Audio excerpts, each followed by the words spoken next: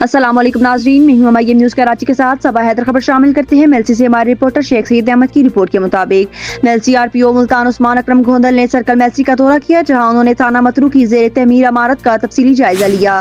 اس موقع پر انہوں نے تعمیراتی کام کے معیار اور رفتار کو چیک کرتے ہوئے متعلقہ افسران کو ہدایت کی کہ تعمیراتی منصوبہ بروقت اور اعلیٰ معیار کے مطابق مکمل کیا جائے تاکہ عوام کو بہتر سہولیات فراہم کی جا سکے۔ بعد ازاں آر پی او ملتان ٹبہ سلطان پور پہنچے، جہاں انہوں نے کھلی کچہری کا انعقاد کیا اور شہریوں کے مسائل سنے۔ انہوں نے متعلقہ پولیس افسران کو موصول ہونے والی درخواستوں کو میرٹ پر فوری حل کرنے کے احکامات جاری کیے۔ شہریوں نے کھلی کچہری کے انعقاد کو خوش آئند قرار دیتے ہوئے اپنے مسائل براہ راست اعلیٰ افسر تک پہنچانے کی موقع کو سراہا۔